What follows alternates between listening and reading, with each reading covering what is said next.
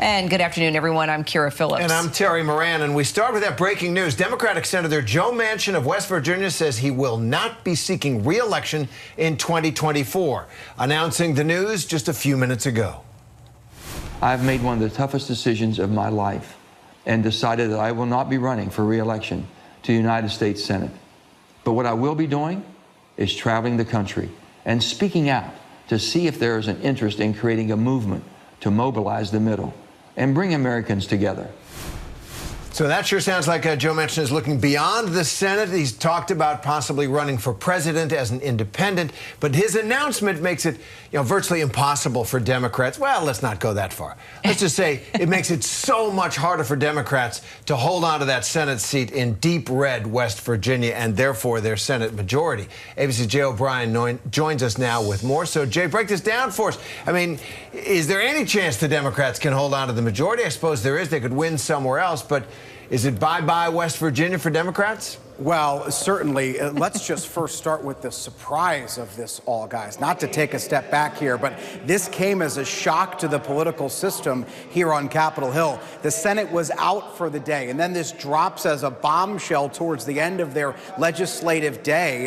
There had been some scuttlebutt that Manchin was considering not running for another term here. He's been in Congress since 2010, but not that it was going to come out today. And certainly what you just heard him say there is not going to tamp down on the speculation at all that he's considering a third-party run for the White House. As he said in that sound you just played, that he's going to be touring the country, as he puts it, and talking to Americans about how to unify the middle of the country. Nonetheless, to your question about what this means for the balance of power in the Senate, remember, Democrats control the Senate right now with 2 seats. Right now, there are several moderate Democratic senators that are going to have to defend their seats in this upcoming election. Joe Manchin was expected to be one of them, but also in Montana as well as in Pennsylvania. And so this is certain to be a shakeup when it comes for who controls the Senate. The top Republican who's in charge of winning the Senate, Steve Daines, saying today, quote, the only thing he said as a relation to Joe Manchin's decision not to run for re-election is, quote,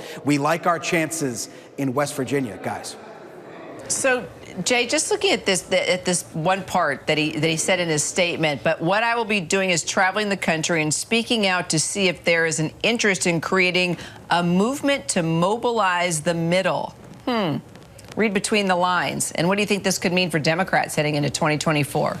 Well, it's hard to know exactly what Manchin means, but certainly what has followed Joe Manchin over the last few months is this speculation that's really twofold. First, there was speculation as to whether or not he would run for re-election because Republicans certainly had been eyeing flipping his seat because of how increasingly red West Virginia is as a state. Secondly, there was this speculation of, well, if Joe Manchin doesn't run for another term, will he mount some kind of third-party bid for the presidency and try to essentially capture the middle in saying that former President Trump, who right now looks like the likely Republican nominee, may be too far to the right, and he would argue perhaps that President Biden was too far to the left, as some moderates had, and Joe Manchin or some kind of other middle ground candidate would try to emerge in the middle and win voters there. Manchin doesn't say that today, but he talks, as you said, about this idea of, quote unquote, mobilizing the middle of the country. So as we said earlier, it's certainly not going to tamp down on that speculation, guys.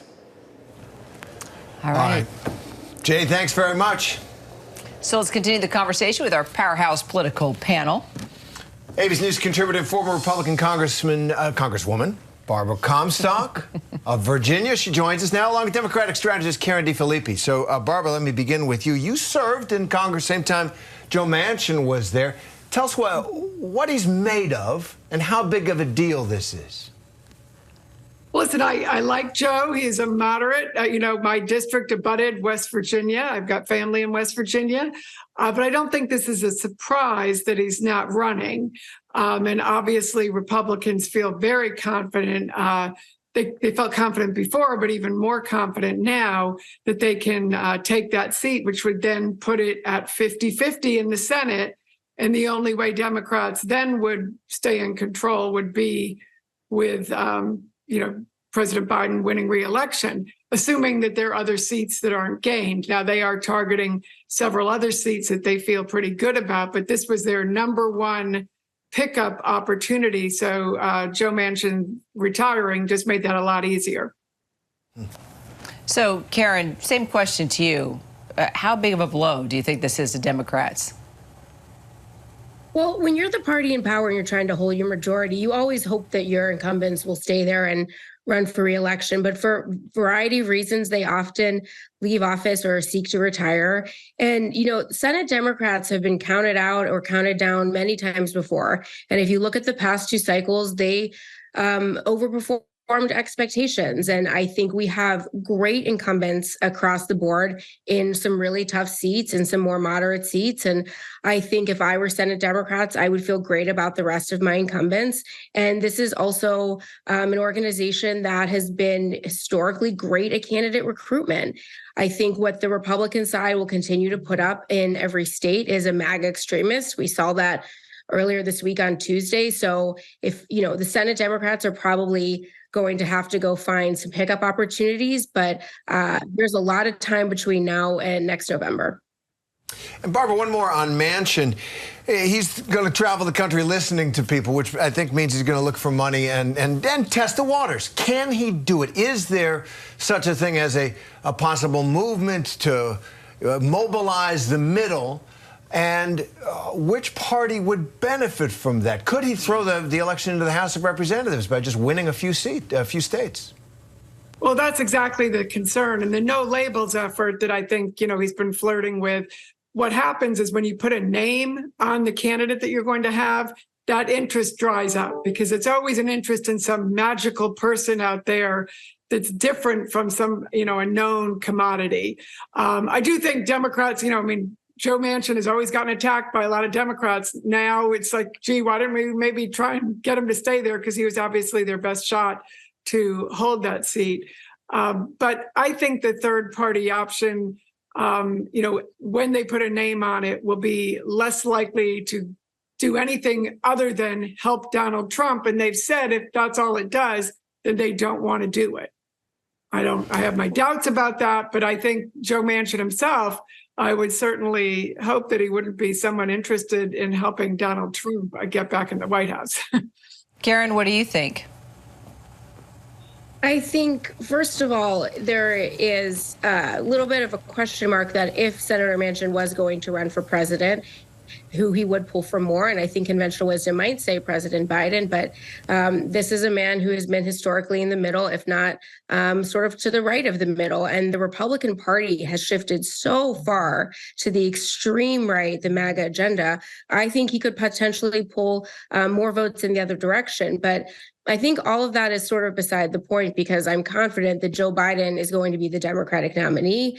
I think we love to count Joe Biden out or sort of speculate about his poor prospects. But we have to remember that in 2020, there was a lot of hand-wringing about how tight of a race it could be. And he got more votes than anyone in history. And he has presided over a historic presidency. And as the incumbent president in power, he has had the best mid-year and off-year performance in 20 years. So, whoever chooses to join this race, I have full faith in Joe Biden. He was in his 70s when he was elected. Now he's in his 80s. Job takes it out of you.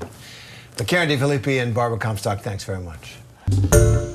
Hi, everyone. George Stephanopoulos here. Thanks for checking out the ABC News YouTube channel. If you'd like to get more videos, show highlights, and watch live event coverage, click on the right over here to subscribe to our channel. And don't forget to download the ABC News app for breaking news alerts. Thanks for watching.